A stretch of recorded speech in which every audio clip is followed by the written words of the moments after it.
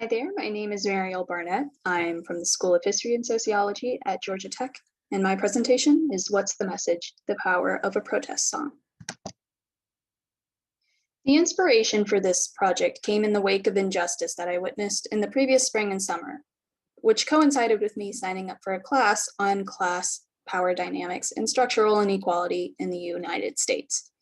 While watching these protests unfold across the world, one thing that stood out to me was the sense of unity created through music, chants, and singing. It reminded me of what my old high school choir director had told us, that music is a universal language.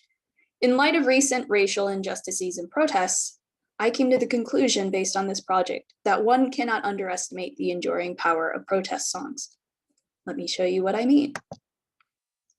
Music is a product of the time and the society it is created within. Music can morph to reflect the sentiments held by a select few in the population or a majority of the society. The constructs of race and inequality are maintained by American socio-historical values by having these constructs maintained by each other and our past. And these constructs can be erased or embraced by our pop culture.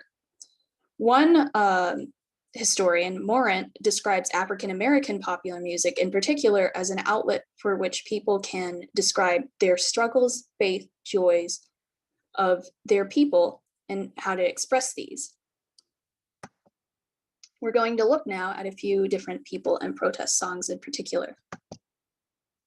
Some common messages from protest songs that I collected by analyzing these different songs from the past few decades was first, the idea of coexistence, colorblindness, and the sense of utopianism, hope, and optimism.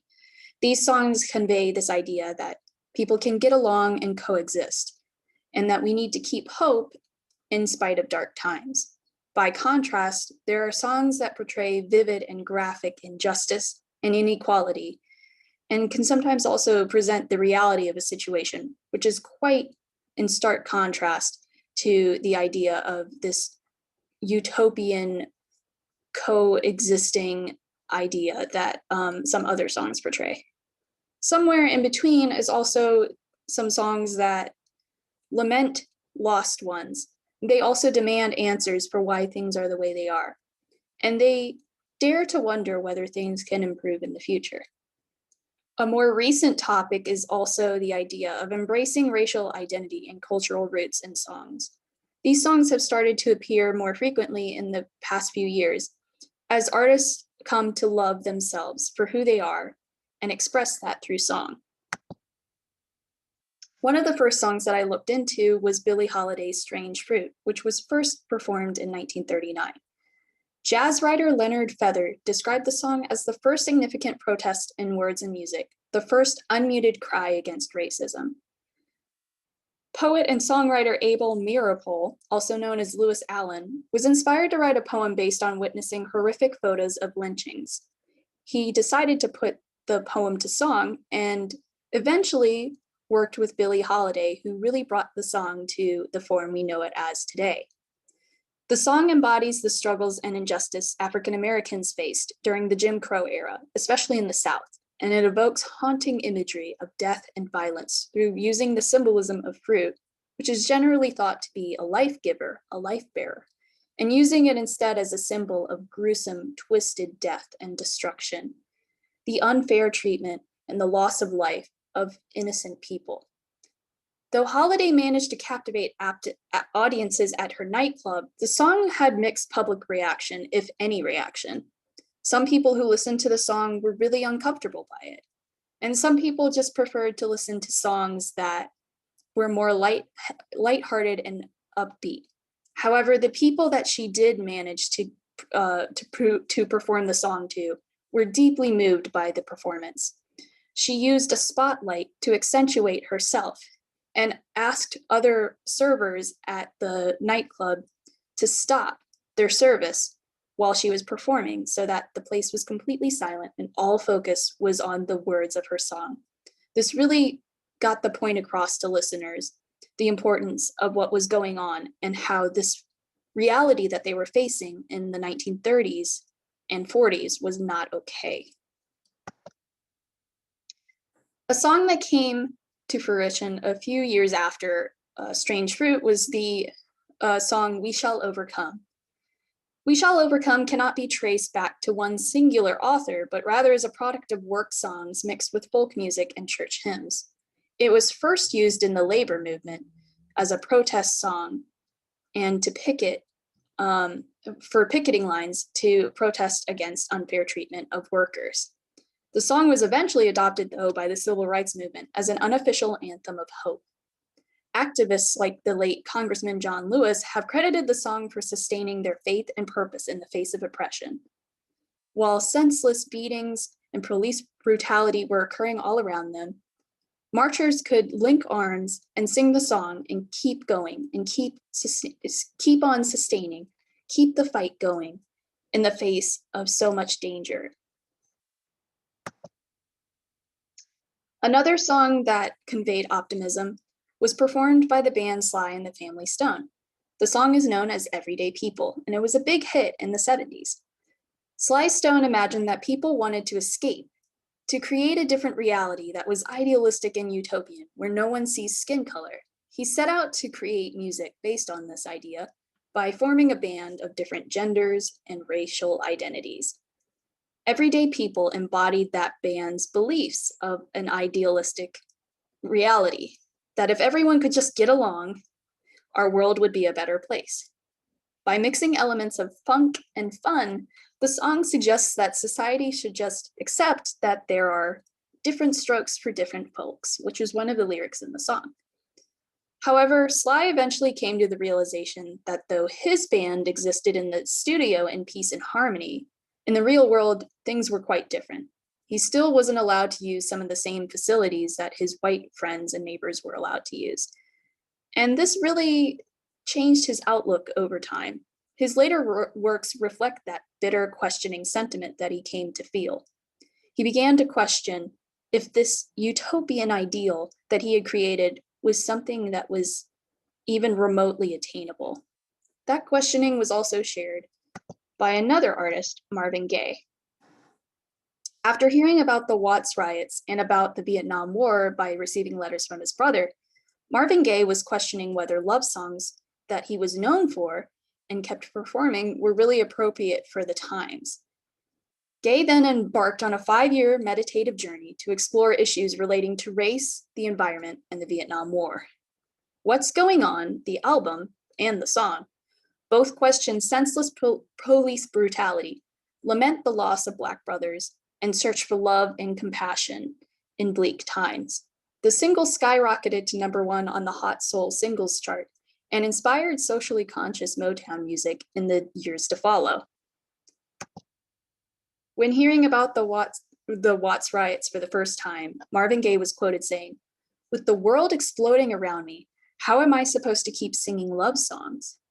That sentiment was also sort of shared going on into the 80s by Grandmaster Flash and the Furious Five when they performed the single, The Message.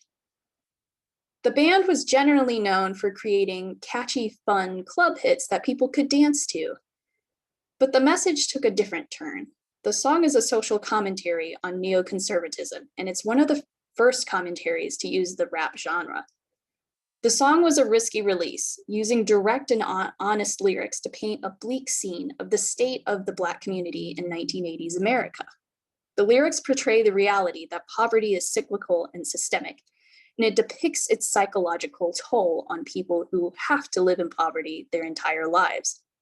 It also highlights different stories, and one of the main focuses of the character in the song is that he ends up in the prison system, and unable to get out, he eventually dies.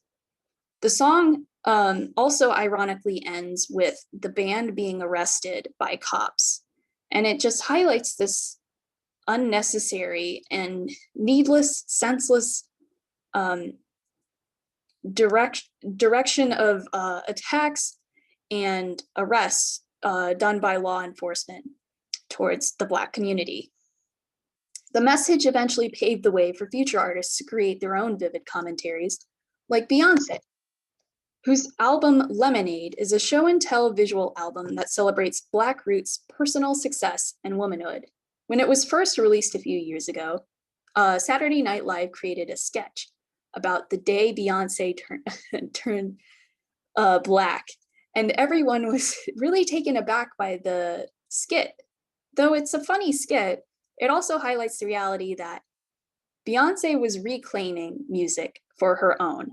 It was no longer just creating songs because they were catchy and love songs. She was creating music for herself and to really reflect her identity and her pride for being Black. Formation, the single, is a commentary on police brutality and Hurricane Katrina.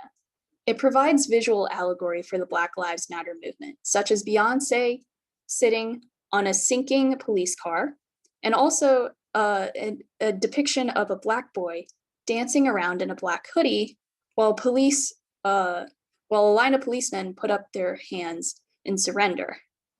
Beyonce's performance at the Super Bowl of Formation was also hailed as a way to spark mainstream conversation about race relations and to reach a very wide audience, as the Super Bowl is the most televised and most watched event of the year.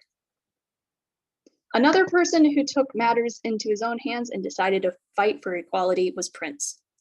Prince had always been political, but he hadn't always tackled the subject of race directly, opting instead throughout the 1980s to create funky and fun-sounding social commentaries that sort of danced around the idea of racial inequality, such as Sign of the Times, but not exactly facing it head-on. But as Prince opened up the conversation to race in the 2010s, one thing did remain constant in his work across the decades: presenting music as a pathway towards peace.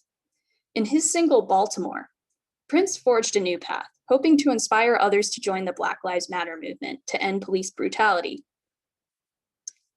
Until his passing, Prince organized charities and fundraising concerts, as well as spoke publicly about Black lives, hoping to create lasting change. In one of his final large public appearances before his death, Prince was quoted at the 57th Annual Grammy Awards saying, "Albums like Books and Black Lives still matter, tonight and always." So what is the message from music, from albums and singles about Black lives moving forward? The future of protest music is uncertain. Will the concept of race change moving forward, or will it stay the way it has been? How will music reflect these changes or this continuation? And will these themes change as well with the times? What we do know is that music serves as an inspirational tool and a means of transforming people's ideas about race and opening up a conversation about what things can change. People also use songs to carry out their messages. Sometimes they can be brutal and honest and rather graphic. Sometimes they can be hopeful and optimistic for the future. What we do know is that we can trust that artists will continue to channel their creativity into music in a variety of ways, and always communicating that his life, her life, their Black lives matter, now and always. Thank you for listening to my presentation.